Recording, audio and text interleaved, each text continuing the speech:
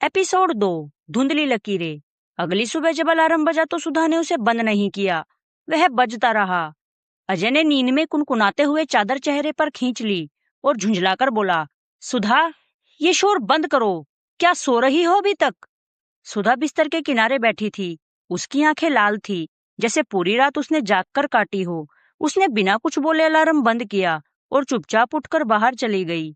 लेकिन आज रसोई में बर्तनों की वो जानी पहचानी खनक नहीं थी। आज न चाय की महक थी, न टोस्टर के बजने की आवाज। अजय 10 मिनट बाद जब रसोई के दरवाजे पर आया तो उसने देखा कि सुधा बस खिड़की के पास खड़ी बाहर देख रही है। स्टोव ठंडा पड़ा था। अजय ने हैरानी से पूछा, सुधा, आज चाय नहीं बनी? मुझे ऑफिस के लिए निकलना है, देर हो रही है। सुधा ने धीरे से मुड़कर उसकी ओर देखा। उसकी आवाज में एक अजीब सी ठिठक थी। अजय, क्या आज आप चाय खुद बना सकते हैं? मेरी तबीयत थोड़ी ठीक नहीं लग रही।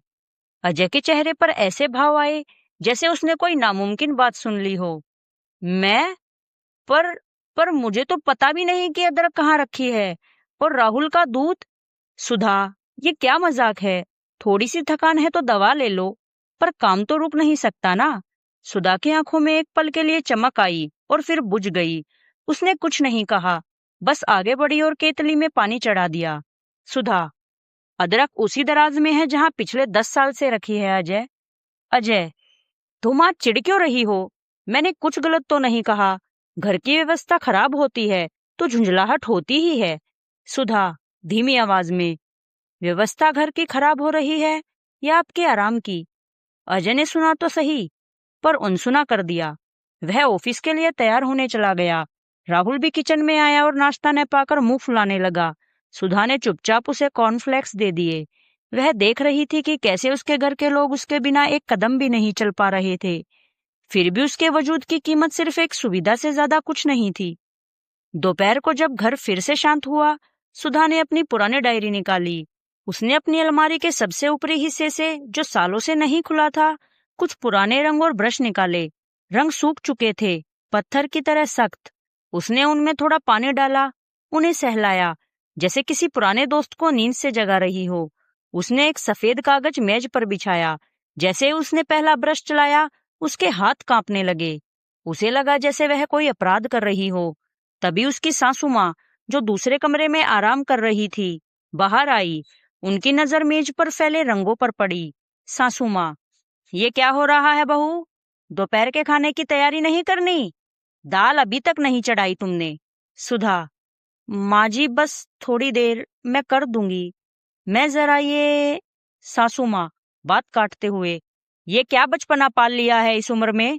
बच्चे बड़े हो रहे हैं, लोग देखेंगे तो क्या कहेंगे कि बहू सारा दिन रंग पुताई करती है।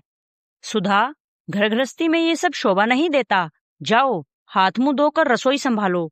सुधा ने ब्रश नीचे रख दिया। उसकी नीली रंग की एक बूंद सफेद कागज पर गिर गई थी, बिल्कुल एक आंसू की तरह।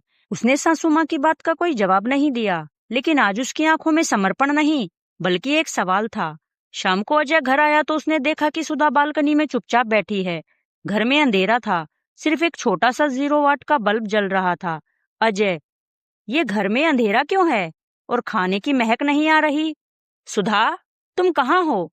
सुधा, बालकनी से ही। मैं यहाँ हूँ, आज खाना नहीं बनाया मैंने। अजय, हैरानी और गुस्से में, क्या मतलब खाना नहीं बनाया? तो हम क्या खाएंगे? राहुल भूखा है, मुझे भी थकान हुई है। आखिर हुआ क्या है तुम्हें? कल से तुम बहुत अजीब बर्ताव कर रही हो। सुधा, उठकर कमरे में आते हुए, अजीब मैं हूं या ये घर? अजय, आज मैंने पूरा दिन अपने उन रंगों के साथ बिताया जिन्हें मैंने आपके और इस घर के लिए दफना दिया था। मुझे आज पता चला कि मैं मरी नहीं थी, मैं बस गायब थी। अजय, ये फालतू की बातें मत करो। अगर तुम्हें पेंटिंग का इतना ही शौक है तो संडे को कर लिया करो, पर घर की जिम्मेदारियों से मुंह मोड़ना कोई तरीका नहीं है। सुधा ने अजय की तरफ देखा। उसने देखा कि अजय को उसकी कला से कोई दिक्कत नहीं थी, उसे सिर्फ उस असुविधा से दिक्कत थी जो सुधा के अपने लिए वक्त निकालने से पैदा हो रही थी। उस रात सुधा ने खाना तो बनाया, पर उसने खुद कुछ नहीं खाया। उसने अपनी डायरी में उस नीली बूंद को एक बड़ा सा समंदर बना दिया। उसने तय कर लिया था कि अब वह इस समंदर में डूबेगी नहीं, बल्कि तैरकर किनारे तक पहुंचेगी। अगले दिन उसने शहर की उस पुरानी आर्ट एकेडमी में फोन किया, जहां वह कभी सीखा करती थी। सुधा फोन पर, नमस्ते, क्या वहाँ अभी भी क्लासेस होती हैं? क्या कोई उम्र की सीमा है? नहीं जी, मैं कल आना चाहती हूँ। फोन रखते ही सुधा का दिल जोर से धड़कने लगा।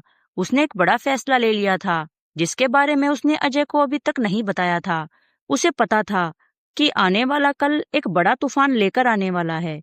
आगे की कहानी अगले एपिसोड में। पूरी कहानी सुनने के लिए हमें फॉलो और सब्सक्राइब करना ना भूलें, जिससे कि हमारे अगले भाग का नोटिफिकेशन आपको सबसे पहले मिले। और हमारी वीडियो को लाइक और शेयर जरूर करें। धन्यवाद।